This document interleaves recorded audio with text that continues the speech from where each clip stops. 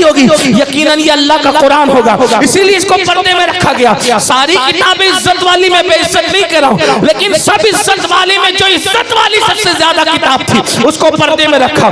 پھر دیکھو انسان دو چیزوں کا مجموعہ ہے، ایک اس کا جسم ہے، ایک اس کی روح ہے۔ اللہ اکبر، روح انسان کی زندگی کا سرچشمہ ہے۔ جب تک روح ہے تب تک انسان اسٹیج پر، جب تک روح ہے تب تک محفل میں، جب تک روح ہے تب تک پارلیمنٹ میں، جب تک روح ہے وہ وزیر ہے، جب تک روح ہے وہ امیر ہے، جب تک روح ہے وہ عزت والا ہے، جب تک روح ہے وہ عالم ہے، جب تک روح ہے وہ خطیب ہے، جب تک روح ہے وہ پیر ہے۔ لیکن روح نکل گئی تو لوگ یہ نہیں کہتے پیر صاحب کو اٹھاؤ، عالم صاحب کو اٹھاؤ، ایم ایل اے صاحب کو اٹھاؤ، ایم پی صاحب کو اٹھاؤ، نہیں، لوگ کیا کہتے ہیں؟ میت کو اٹھاؤ، میت کو نلاؤ۔ پتہ چلا جب تک روح ہے ساری ڈگری اور القابات سلامت ہے، روح نکل گئی میت کے سوا کوئی اور نام نہیں۔ تو پتہ چلا روح کتنی قیمتی ہے، اور انسان دو چیزوں کا مرکب ہے، جسم اور روح کا۔ پتہ چلا روح قیمتی چیز ہے، جسم کو ظاہر کیا اور روح کو اندر چھپا لیا، یعنی کہ پردے میں رکھا کیونکہ وہ زیادہ قیمتی تھی۔ اسی طرح مذہب بھی دو چیزوں کا مجموعہ ہے، ایک ہے عمل، ایک ہے عقیدہ۔ عمل کے بغیر کوئی مسلمان ہو سکتا ہے، عقیدے کے بغیر مسلمان نہیں ہو سکتا، اس لیے عمل کو ظاہر رکھا اور عقیدے کو دل میں چھپا لیا۔ تو ہر چیز جو بہت زیادہ اہم تھی اس کو پردے میں رکھا، بلکہ اب کہہ لیں کہ مخلوق کو بے پردہ کیا، اور مخلوق بنانے والا خالق خود اپنی شان کے مطابق پردے میں ہے۔ پردہ ظلم ہے، اگر پردہ ظلم ہوتا تو خلاق کائنات پردے میں کیوں؟ پردہ ظلم نہیں ہے، پردہ تو عزت والوں کی علامت ہے، پردہ تو وقار والوں کی علامت ہے۔ اس لیے عورتوں سے کہتے ہیں جو ظالم ٹی وی پر آ کر بھونکے کہ عورتوں پہ ظلم ہو رہا ہے پردے کی وجہ سے، ان سے کہو ظلم تمہارے یہاں ہو سکتا ہے، ہمارے عورت قیمتی، کتنی قیمتی ہے۔ ہمارے عورت کا دوسرا نام سیدہ فاطمہ ہے، ہمارے عورت کا دوسرا نام سیدہ زینب ہے، ہمارے عورت کا دوسرا نام عائشہ صدیقہ ہے، ہمارے عورت کا دوسرا نام خدیجہ الکبریٰ ہے۔ اور اگر سمیٹ لیں اس کو، عورت کا نام یا تو ماں ہے، عورت کا نام یا تو بہن ہے، عورت کا نام یا تو بیوی ہے، عورت کا نام یا تو بیٹی ہے۔ چار روپ ہے عورتوں کے، ماں ہے، بہن ہے، بیوی ہے یا بیٹی ہے۔ اب اندازہ فرمائے اگر وہ بیٹی ہے تو بیٹی کو رسول اللہ فرماتے ہیں جس کے گھر بیٹی پیدا ہوئی وہ خوشی کرے، وہ بیٹی اپنے باپ کے لیے جنت اور رحمت ہے۔ پتا چلا بیٹی بن کے پیدا ہوئی تو جنت اور رحمت، اور اگر جوان ہو گئی تو اللہ اکبر، جوان ہو کر شادی کر کے کسی کے گھر گئی تو آقا فرماتے ہیں نیک بیوی شوہر کے لیے جنت، اور اس کے بعد فرمایا جب کوئی ماں بن جائے عورت تو فرمایا الجنت تحت اقدام امہاتکم، کہ تمہاری جنت تمہاری ماں کے قدموں کے نیچے ہے۔ عورت بیٹی ہے تو جنت، بیوی ہے تو جنت، ماں ہے تو جنت۔ تو ہمارے یہاں جنت کا تصور یہ ہے، اور جنت ہمارے یہاں بے پردہ نہیں ہے۔ کہنے زندہ باد زندہ باد۔ جو جنت ہو وہ بے پردہ نہیں ہے، بلکہ جنت پردے میں ہے، اور اتنی پردے میں ہے کہ قرآن کہتا ہے اِنَّا سِدْرَةُ الْمُنْتَہَا، وہ کہاں ہے؟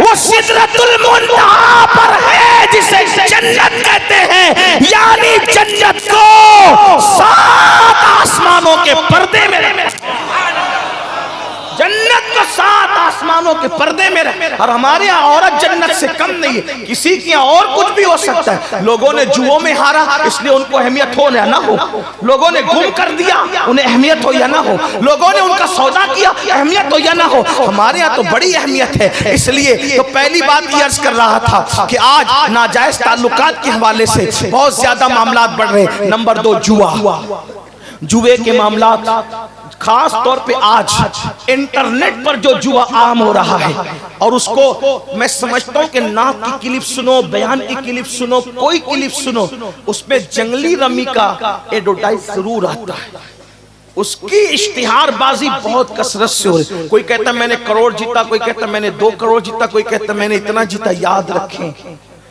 جوا یہ حرام، اتنا سمجھنا، اور یہ جوا ایسے ہی ہے جیسے چوہا، سمجھے؟ جوا ایسے ہی ہے جیسے چوہا، مطلب کیا؟ جب کسی چوہے کو مارنا ہوتا ہے تو پنجرے کے اندر روٹی لٹکائی جاتی ہے. چوہا روٹی دیکھ کر آتا ہے اور آنے کے بعد جیسی روٹی کھینچتا ہے تو روٹی منہ میں آئے یا نہ آئے لیکن پنجرے کا دروازہ بند ہو جاتا ہے اور پھر چوہا ہمیشہ کے لیے اپنا وجود کھو دیتا ہے. ایسے یہ جوا ایک لٹکتی ہوئی روٹی کی طرح ہے جیسے چوہے کے لیے. یہ لالچ میں مت آؤ. ایزی منی کے چکر میں جو بھی پڑا وہ روڈ پہ آ گیا. راتوں رات کروڑ پتی بننے کے چکر میں جو بھی پڑا, جو پونجی تھی وہ بھی ختم ہو گئی. ایک تو پونجی گئی اور اگر جیتا جوا میں تو اس کا کپڑا پہنا تو جب تک وہ کپڑا بدن پر ہے نہ دعا قبول ہے نہ نماز قبول ہے. اگر اسی جوے سے گھر بنایا تو جب تک اس کی اینٹ باقی رہے گی جوا کھیلنے والے پہ اللہ کی لعنت برستی رہے گی. اور سب سے بڑا خسارہ اور نقصان دل کے کانوں سے سن لو, اگر سن سکتے ہو تو.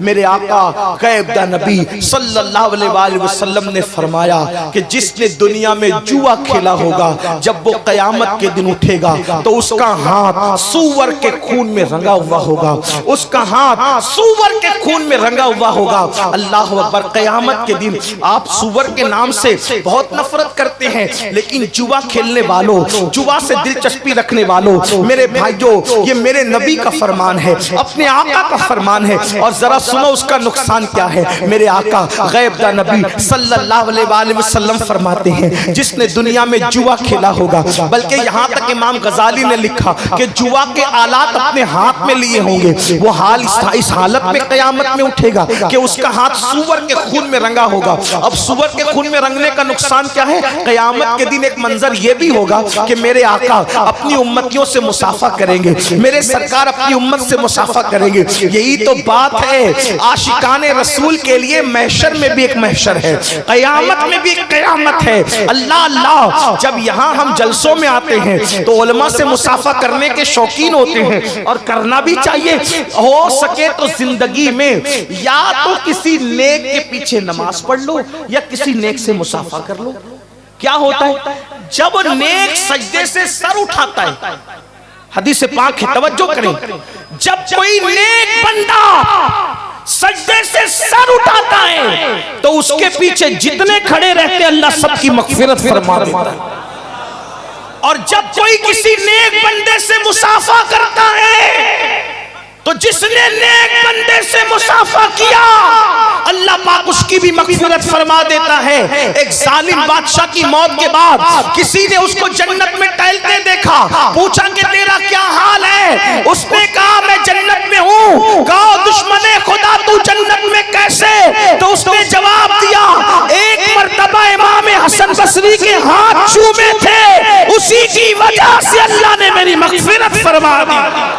آپ سے پوچھتا ہوں علماء سادات نیک بندوں سے مصافحہ جب اتنی بڑی بات ہے تو قیامت کے دن کیسی لالچ ہوگی جب وہ حسن سراپا, وہ جلوہ جہاں آرا, وہ حسن تمام, وہ حسن کامل, وہ رشک کمر, اللہ اکبر, وہ رشک گل بلکہ رشک گلشن. میرے امام کہتے ہیں وہ ہے لبہائے نازک ان کے ہزار چڑھتے ہیں پھول جن سے, وہ ہے لبہائے نازک ان کے ہزار چڑھتے ہیں پھول جن سے. گلاب گلشن میں دیکھ بلبل, یہ دیکھ گلشن گلاب میں ہے, کتنے خوبصورت ہے میرے آقا. اللہ اکبر. فرمایا گیا قیامت میں میرے آقا اپنی امت سے مصافحہ کریں گے, لیکن آپ مجھے بتاؤ جن کے ہاتھ جوا کھیلنے کی وجہ سے سور کے خون میں رنگے ہوئے ہوں گے. اے میری قوم کے جوانوں ذرا اس وقت کا تصور کرو, اس وقت کا تصور کرو, ان حالات کا تصور کرو, اس قیامت کا تصور کرو. آقا کا جلوہ سامنے ہے اور تم نے جوا کھیلا ہے اور ہاتھ سور کے